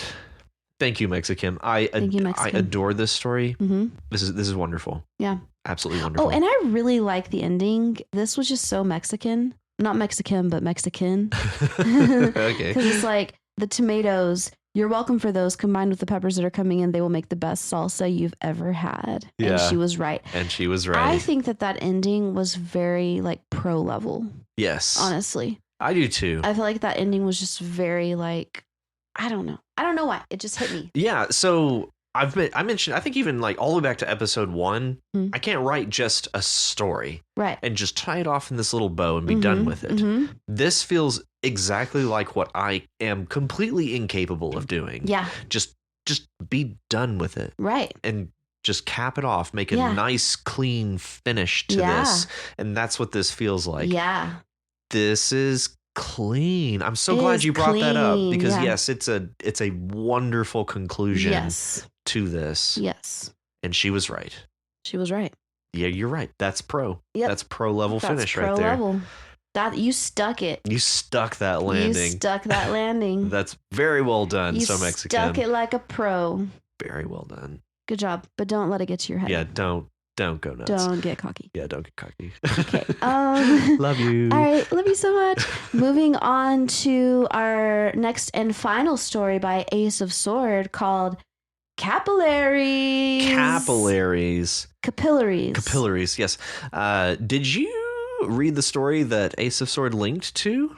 So this is a continuation, although I don't know that you necessarily need it. I do really like the story that this is a continuation off of. It's just one other story. Okay. And this is back from Do the Right Thing days. But I remembered that story. Wow. Because I went back and started looking at it and I was like, wait, I know this. Wait, I remember really liking this. Yeah. And it's basically like a superhero like mob family. Yeah. Yeah. It's like The Incredibles. But the mob. Yeah. Yeah. Oh, it's so cool. It's like a superhero crime family. Nice. And so I also really thought that one was quite well written. I was going back through the comments on that one, and Ace of Sword was mentioning like the dialogue like didn't feel quite as natural. Yeah. Transition us into Capillaries here. The dialogue feels very smooth. It passes off very cleanly. This plays like a movie. Yeah. I can see this playing out, them, get out of the helicopter, blade still spinning, is it true? Just jumping in media res to this scene that we have, learning that Matt has died. Right. No, not Matt. Not Matt. Not Matt. Please, not Matt. The whole scene plays out very cleanly. The dialogue flows very well, very naturally. Mm-hmm. And just in general, like I said, feels like a movie. This feels like a movie I would go watch. It does. It feels like a Marvel movie. Yeah, Marvel-esque, yeah. Yeah. I was interested and disgusted on the part that says a perfectly normal brain for Brian to attach one of his nerve worms to. That's nasty. So nasty. Ugh. Yeah, my comment on that says, highlighted a perfectly normal brain for Brian to attach one of his nerve worms to. My comment just says, for him to do what? What? Come again? Come again? What? And we, I think, get some information on what that entails, and that's probably like a sort of mind reading, or basically like mind tapping. Yeah. Like you tap a phone, Brian taps brains. Right. Because I also like this sentence. He's trying to figure out if there's any useful information on that brain. And I had a couple of different ways I could read that. He's trying to find information on that hard drive. Like if there's information physically stored on that hard drive. Yeah. Or he's trying to find information about that hard drive, about that brain. So I felt like the word on was simultaneously vague and intriguing because it made me think like the word on was doing some really weird heavy lifting in that sentence. Yeah. Almost like Brian treats brains like people computer. treat computers. Yeah. And it goes a good way towards characterization as well, if that was the case. Yeah, definitely. I really like that. Okay, so mom sounds like a bad bitch. Yeah. She ain't subtle. She don't play. Not like Brian. Not like Brian. Yeah. She do not play. Oh, and the first story, what was it called? Thicker Than Blood, I think is what it was called. Okay. It's in mom's POV. Oh. And it's learning about, they just learn about Matt's death. And so it's their reactions to hearing this news. Okay. I recommend reading it. I liked it. Yeah. I was in the middle of a show when I got the news and I came so fast. Oh yeah, gross. Oh, there's some sexual innuendo, some unintentional sexual innuendo at times. Yeah. And I came so fast, I forgot to change. Yeah, I just wrote lol, gross. Lol, gross. But yeah, it might be worth pointing some of those out just in case that wasn't your intent. Right. Because it could certainly be construed that way. No, totally. Either way. Oh, and what story was it? Oh yeah. The one about the Ethiopian restaurant where it was like, do you know how to eat it? That kind of, obviously that wasn't the intention, but it made me giggle. Yeah. It made me guffaw. Yeah. And if you're distinctly trying to avoid any kind of giggle or chortle, perhaps a guffaw. Actually, I chortled. Chortled. Yeah. Yeah. If you're trying to avoid that type of emotion, be sure to avoid any potential innuendos. Right. Like I came so fast I forgot to change. But it would be funnier if it said I came so fast I forgot to change my pants. But no, just the same. If you don't mind the little chortles, then keep doing it. Just leave it, because it is a natural way of saying that. Yeah. So it's not unnatural. It's just it can be misconstrued, and if you're trying to avoid any kind of confusion, then maybe consider rewording that. But honestly, it's fine the way it is, in my opinion. We are just pervs. We are head just all the way in the gutter. That's true though. Yeah. Okay, I like the whole changing of her appearance though. Like she kept the pale skin but turned her eyeshadow and lipstick black. That's cool. I want to be able to do that. Yeah, and Ace of Sword left a comment with regards to what they were kind of either going for with that. About this story in particular, I'm mulling over the possibility of Kira being a trans character, but I'm not sure I could write it well. Added to that, the fact that she's from a family where everyone has the power to reshape their bodies for their own needs, and no one bats an eye about it, probably means she got to skip over some of the biggest hurdles. So might be less representation and more fantasy and wish fulfillment anyway. I don't think that that's necessarily a problem. If anything, it could be. I think it would be fair in the context of this story to consider framing your character as trans and go ahead and let it be fantasy, let it be wish fulfillment. Yeah. It's fine. You're already in a fantasy environment as it is. Right. So go ahead and treat it as such. And just let the character be that on the page. Yes. And if somebody needs to bat an eye at it in the story, then let them. If not, then don't. Right. Just treat it fair, I guess, is all I have to say. I think that would be really cool to go there, honestly. I do too, and I think that this would be a great way to portray that. Portray isn't the right word.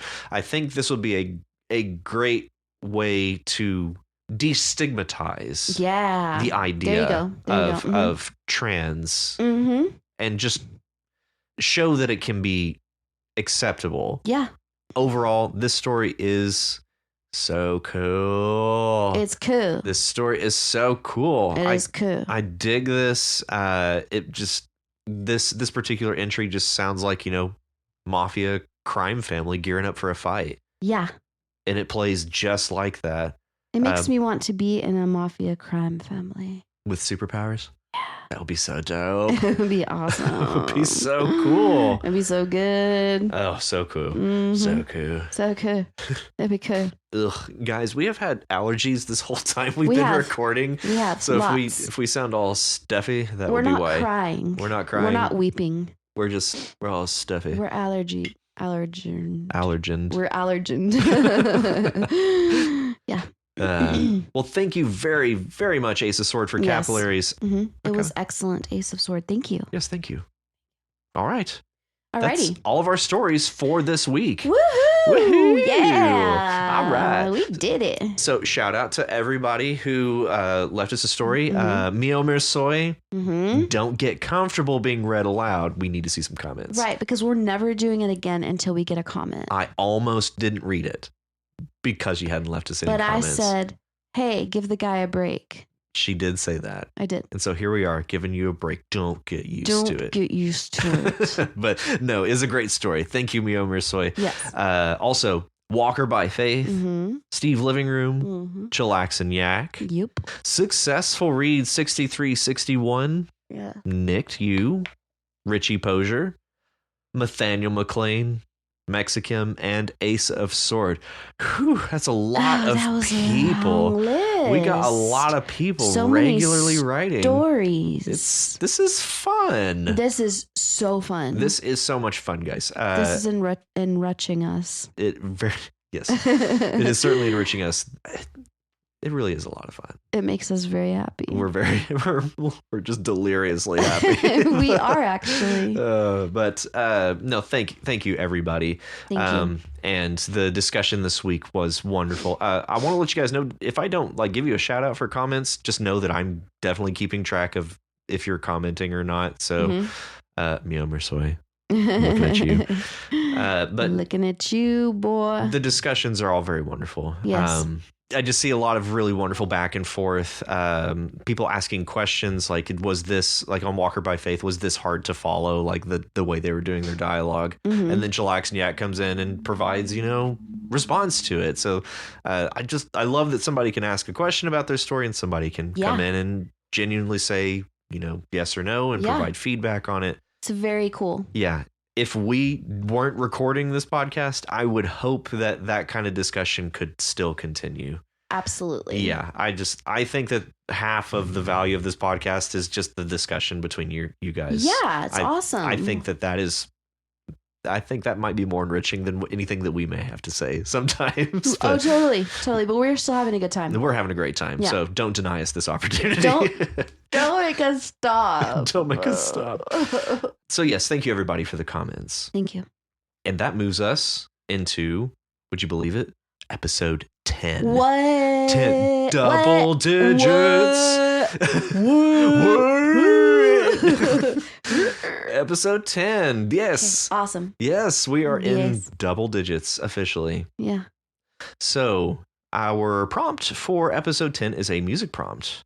And it is a piano song, opening from Glassworks by Philip Glass. Amazing. I actually recorded that, and that is me playing. Matt is so good at the piano. I am perfectly adequate. He's a pianist. A pianist. Isn't that what they're called? No. Oh. A pianist. Oh. Sorry. But yes, a music prompt. So there's a Which link. our very own Matt played. But yeah, that was actually a lot of fun to record. It's been a long time since I recorded anything on piano.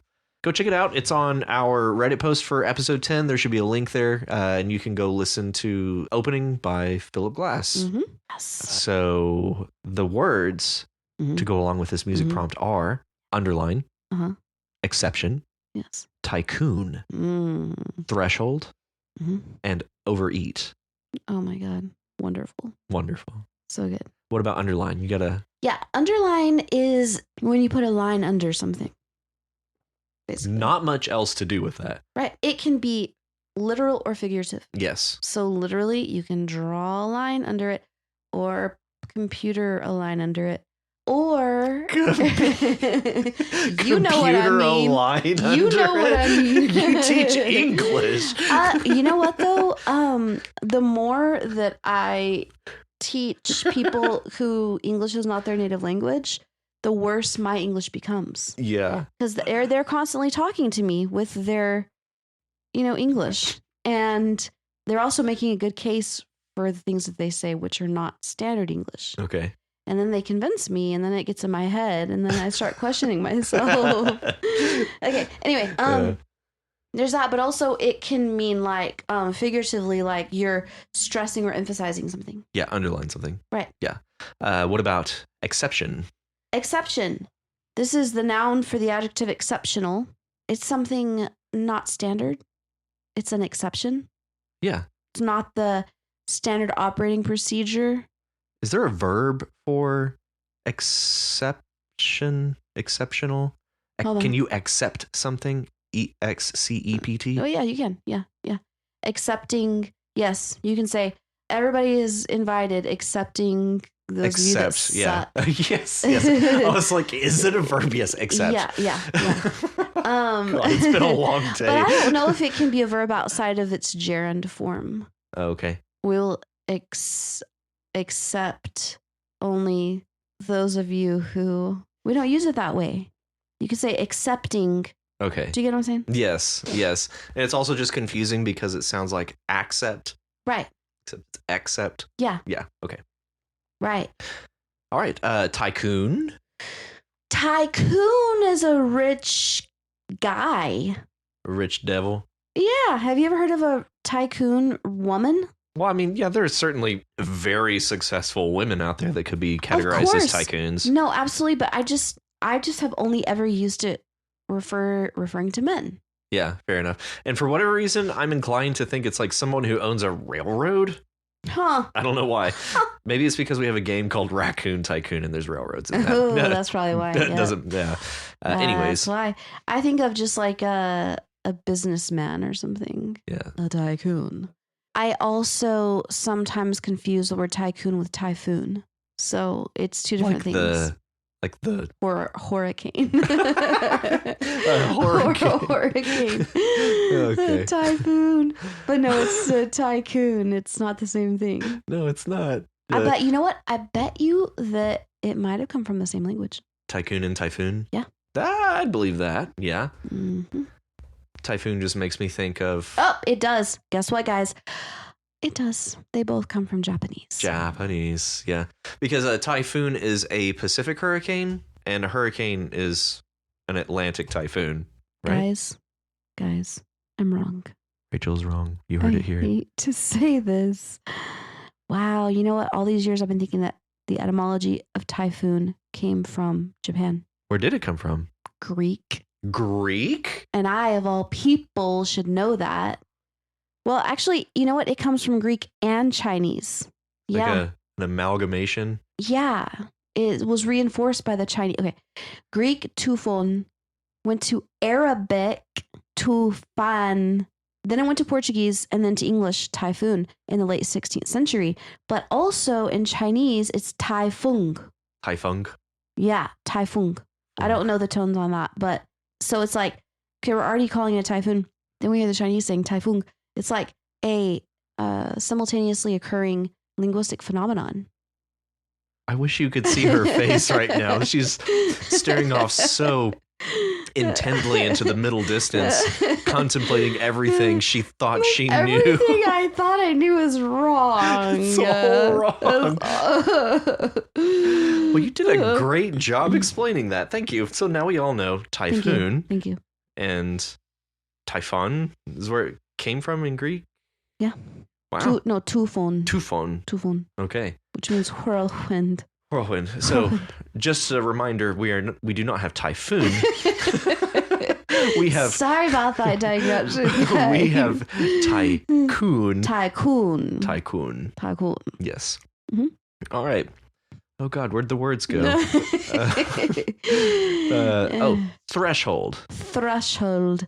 Well, this is what brides get carried over on their wedding night. Yep. That's all. That's all you need to know. That's all. That's all you need to know. It's a point you cross to be in a different space.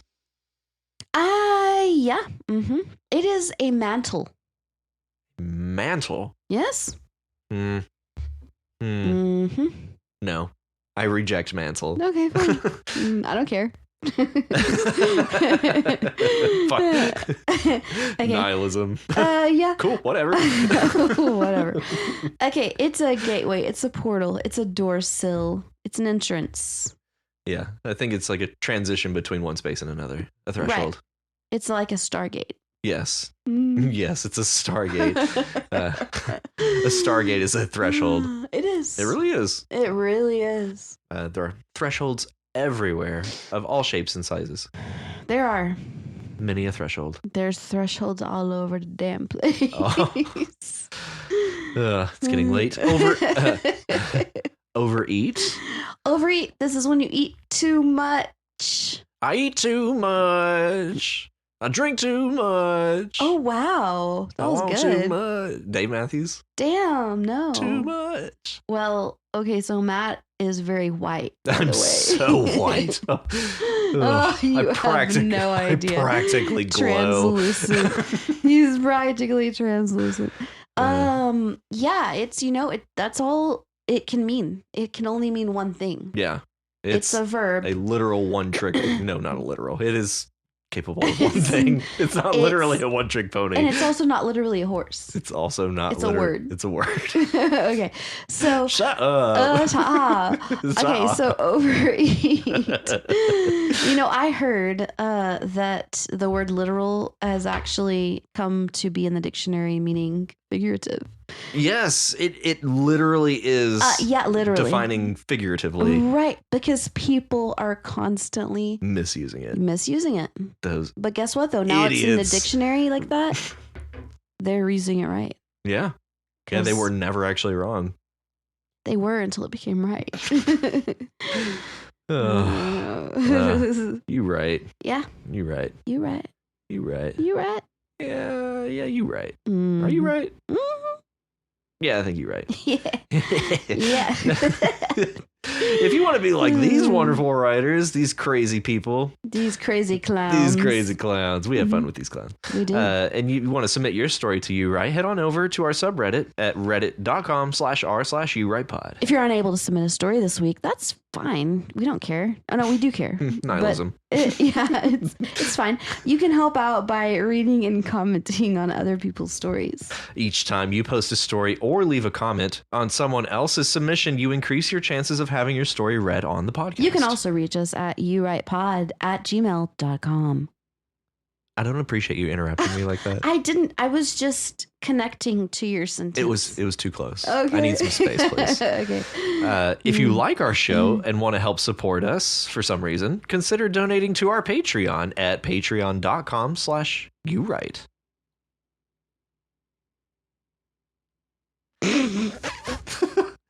Thank you for the space. Sure. If you were unable to donate, that's fine. You can help us by sharing the podcast with other writers and non-writers alike.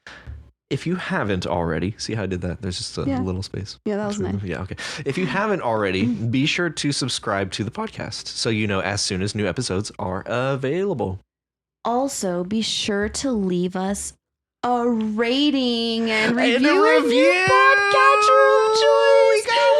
We got two. Oh, and Nathaniel, I'm so sorry, Nathaniel. I missed your review. It should have been on last week's episode. Oh God. But I was so dang busy. Wow, Nathaniel. So dang. I just loved your review. It was so over the top. We're gonna read it. Wait, I want to read it. Oh, I don't have it. I gotta pull it up. I have it. Okay, so my biggest Apple, if you're listening, I have no way as a podcast creator to view the reviews for my podcast on the platform where I post the information. Nothing shows up. I have to go and look for it like a total noob. Apple, we know you're listening. You're listening. You know what you did. Listening. You know what you did. Okay, I'm going to read Nathaniel's comment now. Nathaniel said, "To whom it may concern, the depths at which this pod explores could not be explained by even the brightest minds of academia. If I could describe in a whisper how this pod makes me feel, it would be a whisper of love. But like the loins of a vixen temptress, I'm left wanting more. Press play if you dare. Dare to be accepted into a community of cunning linguists. Yeah. That was good, Nathaniel. Burning with the passion of 1,000 suns, to be heard by peers of God and Goddess. I urge thee, nay, command thee, to open one's mind to the possibility of heaven on earth that is this podcast. If ye shall dare, open thine bosom and accept this pod into your heart. Or fools shall never feel the language of love, nor the love of language ever again, because this pod is the altar at which we brazenly bare our hearts with no remorse."